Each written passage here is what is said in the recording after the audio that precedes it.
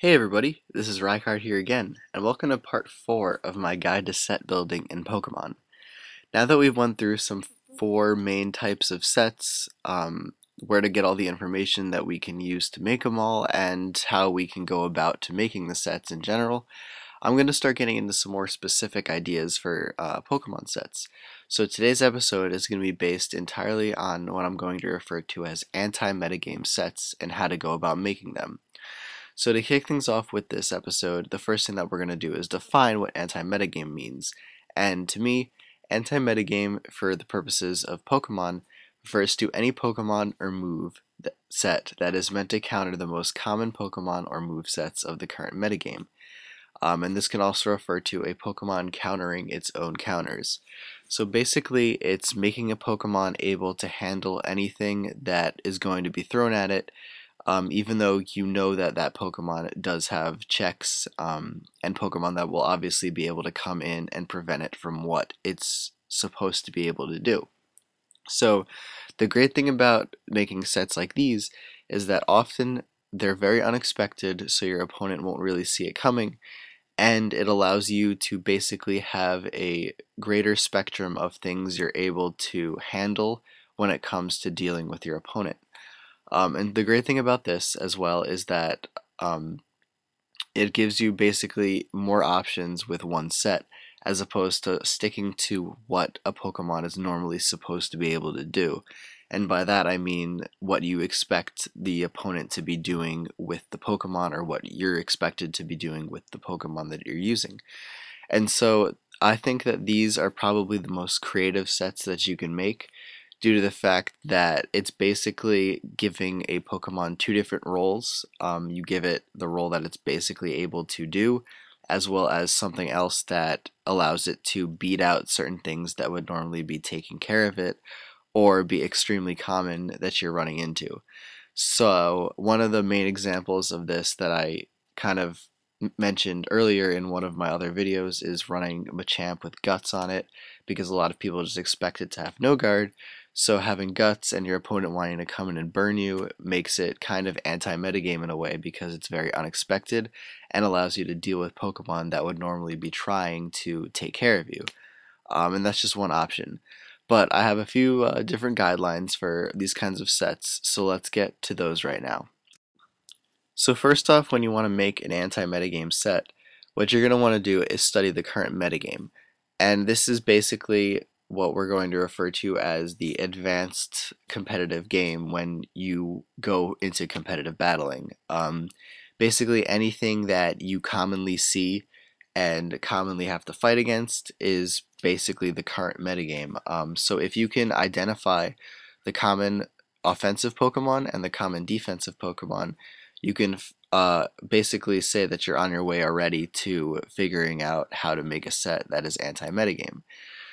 So what you want to do is basically find out what those Pokemon are, and then find out another Pokemon that will be able to deal with those Pokemon, or find out what those Pokemon are, and then find out what those Pokemon can do to counter the Pokemon that are already commonly seen as counters to the Pokemon that you're using.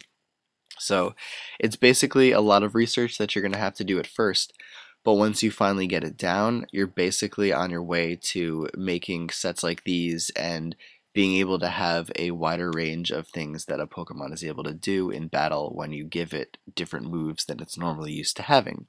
So that's where the second part comes in here, where you're going to explore moves to find ways to beat the counters, or typings or other Pokemon and things like that. But I'm mainly referring to sets that are going to be beating out things that they should normally be losing to. And so with that, you're going to be just basically looking through a move list. It might be really weird at first to be looking at moves that are very uncommon to see on a Pokemon, such as running a special attacking move on a Pokemon that is mainly physical, due to the fact that there are a lot of Pokemon that can take physical moves from that Pokemon really well, or basically the opposite, running a physical move on a special attacker kind of thing. And that's just one of the examples, but it also could be as simple as running status moves on sweepers, so that they're able to wear down walls that would normally be able to take care of them. But once you kind of figure out what you want to do, The next thing that you're going to want to do is test, because obviously you want to be able to make sure that what you're doing is actually working. And obviously the best way to do that is to get on, a battle simulator like I do with Pokemon Online, or go up against your friends, or, any type of Wi-Fi battle to test it out. And that's probably the easiest part of this whole thing. And when you are able to actually test it out, you're more likely able to see whether or not what you came up with was good enough to deal with the things, or if you need to work a little bit more to figure out a better way to counter what counters that you're trying to get rid of. But there's just a few guidelines to keep in mind when you're making these, and the first and most important to me is that you need to make sure that the Pokemon is able to still do what it was originally intended to. So while you might want to run, a Pokemon that's able to counter everything that's able to beat it, you still want that Pokemon to be threatening in the way that it was originally threatening before. So you still want to be running like a stab move on your Pokemon so that it has that power to begin with, but if you want to give it some different coverage moves to handle Pokemon that would normally be taking care of it, that's when you can add in the creativity and things like that. But you first need to make sure that it can do what it's intended to do originally. And then the next thing you want to do is to not force the set to work. There are a lot of times when, say, you might pack Shadow Ball on a Psychic type to help you deal with Ghost types better, but you shouldn't bring in the Psychic type Pokemon on a Ghost type, because obviously the Ghost type will be able to beat you more often than not if you're not faster than it. So it's basically there to handle the Ghost types, but it's not there as a I'm going to bring this Pokemon in on a Ghost type thing. And there are a lot of opportunities where that could happen, but it's still not necessarily smart to do that. It's more or less to handle it, say, if you expect the Pokemon to switch in and deal with you. And that's something you need to keep in mind when you're using sets like these, because while they do have more coverage options, you shouldn't force them to happen. And then finally, you're going to want to run damage calculations for the unique moves that you're using on your set, so that you have a better idea of how much damage they're actually doing to the Pokemon that are going to want to come in and counter you. So the best thing that I can tell you about that is that more often than not, they're not actually going to be doing a one-hit KO type deal. It's going to be more or less they're doing like 30 to 40% type damage to Pokemon that are expected to counter you. So prior damage is more or less going to be necessary for the Pokemon to handle the things that want to deal with it in a one-on-one situation. But with that, we're going to take a look at a set that I made for Swellow, but first we're going to identify the counters that Smogon says are able to handle Swellow with. So let's take a look at that right now. So according to Smogon, on their Swellow page in the checks and counters section, Swellow cannot break through any of the rock or steel types in the tier, which is the NU tier, without prior damage. Bastiodon, Caracosta, Golem, Gigalith, and Regirock I'm also going to include Probopass there, are all incredibly solid counters that can OHKO Swellow with little offensive investment. While not a rock type, physically defensive Alomomola can tank any of Swellow's hits and stall it out of toxic damage with a combination of Wish and Protect. Also, common choice Scarf users, such as Sawk and Braviary, can all outspeed Swellow and revenge kill it. Even though it's fairly uncommon in NU, priority moves such as Absol's Sucker Punch, which is actually extremely common, or Basculin's Aqua Jet will easily wipe out Swellow, and they also say that the simple way to manage Swellow is with residual damage from Stealth Rock, Brave Bird, and Toxic Orb Poisoning. So overall, what I'm getting from this is that rock types and steel types are basically the bane of Swellow's existence, and Pokemon that can outspeed it or use priority moves are also problems for Swellow. So with this, I'm basically thinking more on the defensive end of things. So how am I going to be able to deal with the rock and steel types that are normally counters to Swellow? Because there's really nothing you can do about Choice Scarf users unless you run a Choice Scarf yourself on Swellow, which isn't advisable because then you're getting rid of the ability to status yourself and activate Guts. And then the thing with priority is that it's going to happen regardless, so unless you have a priority move yourself, which is actually pretty common on Swellow, they often run Quick Attack to deal with things like Sucker Punch from Absol. They're still not doing that much damage, and if the Absol predicts it, it probably can live the Quick Attack anyway and kill you off with a Night Slash or something.